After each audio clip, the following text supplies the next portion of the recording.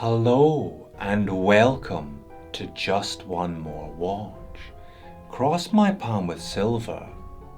Thank you. I will gaze into my crystal ball and I will predict your future. I predict that many of you this year, 2021, will buy a new watch. I'm good, aren't I? I predict that that watch will have an integrated bracelet because they're everywhere at the moment. And this is one storm we've all been watching gather over the last couple of years when you think about it. AP and Patek Philippe have always had their Gerald Genta design classic integrated bracelet models in their lineup and have had for decades in the form of the Royal Oak and the Nautilus respectively, both made of pure unobtainium. But a number of other big Swiss watch brands have introduced integrated bracelet models into their lineups over the last 3 years or so. Bulgari Octo Finissimo, GP Laureato, Vacheron Constantin overseas, and Zenith Defy Classic for a start. That look was therefore bound to filter down to the value end of the watch market before too long, and indeed arguably the big budget hit of the year so far, the Tissot PRX with an integrated bracelet. I've got one of those in for review, by the way. It may well make a cameo appearance later in today's video. So I think my money is fairly safe. My prediction was a reasonable one that many of you will indeed buy a integrated bracelet watch over the course of this year. I get a number of emails each week saying, hey, we've got a new watch, we'd love you to review it. I reckon maybe 30 to 40% of those emails now are for watches with integrated bracelets. But today it's not about any of the ones I previously mentioned, it's about this watch, the Dorenzo DRZ04, also with integrated bracelet. I'm a big fan of Dorenzo watches. Sergio Dorenzo, it's a labour of love for him, a one-man operation. He designs these watches from start to finish and they look like nothing else on the market as a consequence. I reviewed the DR02 a couple of years ago, the DR03 last year. Today it's the turn of the DRZ04. You saw the pop-up, I'm sure. This video is sponsored by Dorenzo. He's going to be sending me one of these watches when they are ready in June or July this year. No Kickstarter here, he's taking pre-orders on his website from today.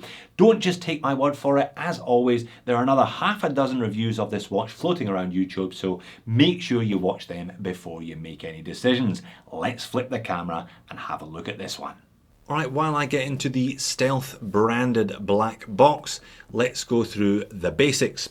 These are launching on the Dorenzo website, link in the description of the video, obviously, today. Saturday 20th of March, 5 p.m. GMT. The price is $599 US for the base colorways and $749 for the Meteorite. 5 different colors to choose from. There's a matte white dial, the matte Meteorite dial, and sunburst fume green, blue, and grey. Sergio sent me 2 to play around with, the green and the Meteorite. Now I must admit a bit of bias. I really like these Dorenzo watches. I love the designs. I have called many a watch handsome on reviews on this channel. These watches I don't think are handsome. I think these watches are beautiful. Very, very well put together and clearly put together holistically. Every single detail has been taken care of here, as I'll show you over the course of the review. Let's just start by having a look at the Meteorite dial. Now, Meteorite, you wouldn't necessarily expect it to work on a design like this. You'd expect something like this, in fact. This is by Zelos Mako 2, a Meteorite watch that I have in my personal collection and have had for some years. This is what the Meteorite looks like. It's very pronounced, it's rough, it's shiny, it's kind of in your face, very much like a Zelos. This, by contrast, is the Meteorite dial of the Dorenzo DRZ04. It is totally unlike any piece of Meteorite that I've seen before. This Meteorite is so smooth, it speaks with an Italian accent, and it's currently eyeing up your girlfriend. Like I said, beautiful from end to end, these watches. Now these 2 watches that I have are prototypes. They're going to make a few changes, not too many, just a couple of changes between these and the production units. I may as well point those out now before you point them out to me in the comment section. The first is the loom. I'll talk about the loom later on. They're going to up the loom. It's BGW9 on all models. They're going to add a few more layers for production units. The second is anti-reflective coating on the crystal. I don't even think that they need to add more. I think it's a very, very pleasant effect as it is, but they're going to add a couple more layers there. The third change, and the one that you probably would have noticed before I pointed it out, is they're going to align the Arabic properly in the date wheel. There's a little porthole date window down there at 6, and currently the Arabic's sitting a little too far south, so they're going to move that north for production units. Let's talk dimensions and specs then. 40 millimeters in diameter, bang on 12 mil thick, with a 48 lug to lug. Now, integrated bracelet, have I mentioned that already? Effectively 24 as it leaves the case, but tapering all the way down to 17 at the butterfly clasp. Again, I should probably point this out. They're going to add in an alternative clasp. You can have a standard dive style clasp. If you want to, it will be interchangeable with the butterfly, so you can wear this watch two different ways. Sized up for me, 7-inch wrist, 140 grams, so pretty much close to that stainless steel sports watch sweet spot. Now, for a sports watch, it needs to have a screw down crown and 100 meters of water resistance minimum, and it does. Sapphire crystal, just the merest smear of a dome there, and I think, again, like I said, this one thought out end to end. Flat sapphire crystal would not have had the effect that the dome has. I think the dome has a really, really lovely effect on this watch altogether, especially concave on the top, convex dome with that fully domed dial. I'll talk about the dial in just a second. Sapphire sandwich as well. We've got a display case back and a screw down stainless steel case back as well. Case finish is very pleasant. Super fine brushing on all the surfaces that face you. So we've got a circular brush to the top surface of the bezel, brushing to the lugs, and a very fine horizontal brush to the mid case, but plenty of polished surfaces as well. There is a polished edge running the entire length of this case, so all the way along the top and all the way along the bottom. The bezel you can see there, I already mentioned brush on the top. There's an angled, high polished side, and it actually cuts back down towards the case. Another nice little touch there. Dorenzo sign crown, as mentioned, screw down. Let's talk bracelet. If we are homaging Genta, then I much prefer a homage to the Nautilus style bracelet. So this H-link with that high polished center link, I much prefer that look and feel on wrist to the Royal Oaks kind of more complicated one, or even the single links, as we'll see with the Tissot PRX a bit later on. Finish, very, very nice. Identical finish to that of the case, which is nice to see, seeing as it is an integrated bracelet. Have I mentioned that already? All brushed to those H-links, high polish to the center links, and a high polished top edge to the bracelet, matching that fine high polished edging to the case. Also a high polished bottom edge to the bracelet, meaning no sharp edges. It is a very, very comfortable bracelet in operation. Dorenzo brand name etched into the butterfly. Double pusher there to open it, but like I said, you do have the choice of swapping it out for a more adjustable clasp with micro adjust if that's your bag. Now I'll unscrew a link. It's a screw link bracelet, by the way, to show you the screw down case back and the movement contained behind it. It's a Sellita SW200, but it's not the base model, it's the Elaborate grade, so it's the one up from that. Adjusted to 3 positions from the factory. Stated tolerances, now they say adjusted to ±7 with a maximum daily variance of ±20. So we shall pop this one on the time grapher in a second and verify that claim. 26 jewel hacking and hand winding auto. Swiss made, obviously it's a Swiss made watch as advertised around the outer edge. 100 meters of water resistance. It's the DR-04 Mondial and designed by Sergio Dorenzo as discussed. Yeah, that is a pretty solid result from the Meteorite dial version, coming in just over that ±7 seconds per day. Currently registering +8 flat on its back in the default position. Very healthy amplitude and 0 beat error. There you go, +7 seconds per day. Roughly 40-hour power reserve with these ones, but do bear in mind Swiss movement equals Swiss servicing costs. You don't just chuck it in the bin and swap it out for a new one as you would if it was a Seiko NH35. These ones are going to sting you a couple of $100 when it comes time to service them.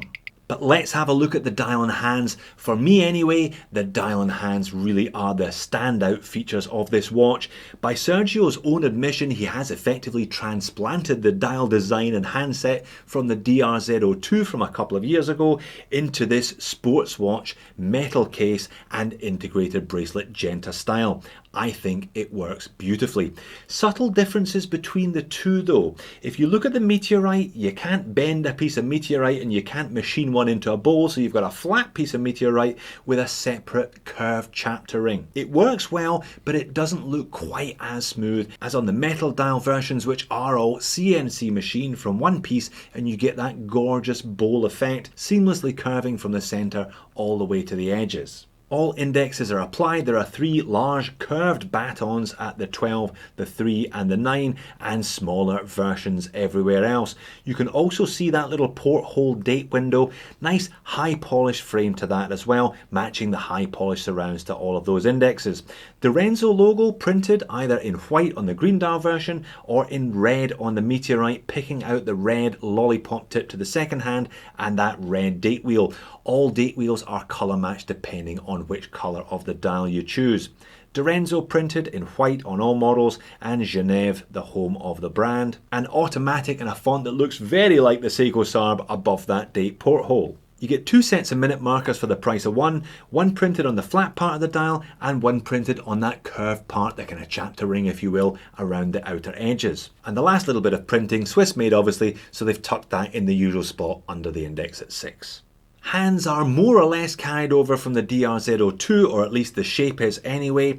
Tapered and skeletonized. Now, tapered from quite a large starting point near the pinion to a much narrower curve around the tips. Lollipop second hand with counterbalance, all in high polished silver to match the high polished index surrounds. And loom, I did mention it earlier on. I'll put in a loom video now, but I'll keep it brief. The loom on these Protos wasn't amazing, but it'll give you an idea of what the loom will look like on production units. BGW9 on all models. And how does it wear? Well, I think it wears very comfortably. The high polished under edge of the case, the high polished under edge of the bracelet. No sharp edges, nothing to dig into you here at all. Butterfly clasp, you tend to wear these watches slightly loose as a consequence of the big links. You've got that second clasp option if you do want to have micro adjust, but I got no problem wearing it slightly looser this one. Like I said, there's nothing to dig in here at all. I think it looks great as well. Love that sunburst effect on the green one. If you don't like the pronounced sunburst, then you can always go for the white one. White one has black hands as well. I noticed that is going to look great in the flesh, I'm sure. Overhead shot with the Meteorite, I think it's still decently legible. The hands may be skeletonized, but the fact that the loom section starts pretty close to the pinion means you can still get a decent clear read on these, no problem at all. And let's take the Meteorite dial version outside for the next 30 seconds or so. More anti-reflective coating. Look, you'll never hear me complain about a company adding more anti-reflective coating, but at the moment I still think it looks great and nicely legible in natural light too. On wrist, I'll give you a couple of on wrist shots here because with an integrated bracelet watch, have I mentioned that already?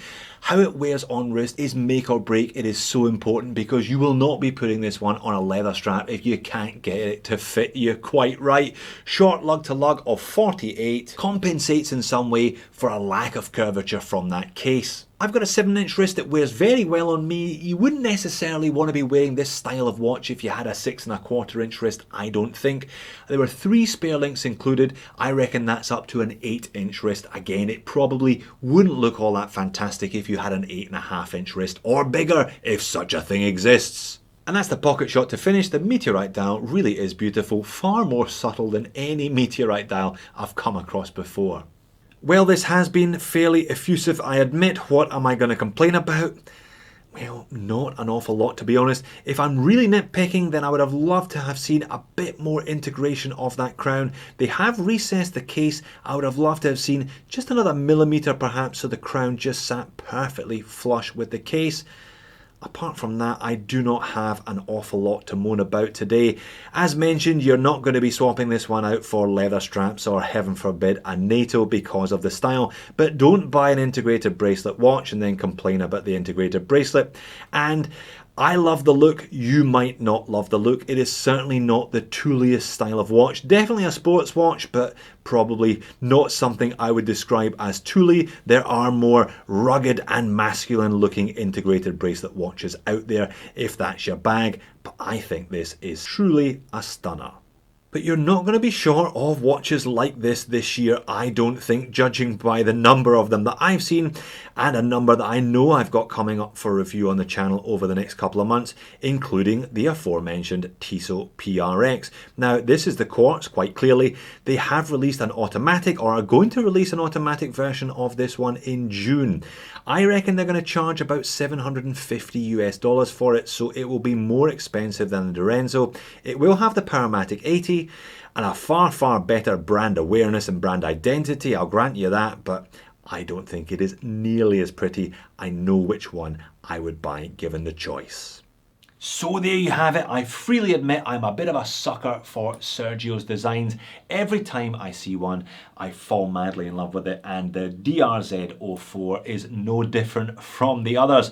If you also like the look, then I don't think you can go too far wrong with this one. 600 USD I think is a fair price for an original design dial and handset like that, plus the integrated bracelet, the 2 clasps, 100 meters of water resistance, sapphire sandwich, and a decent Swiss movement in the back.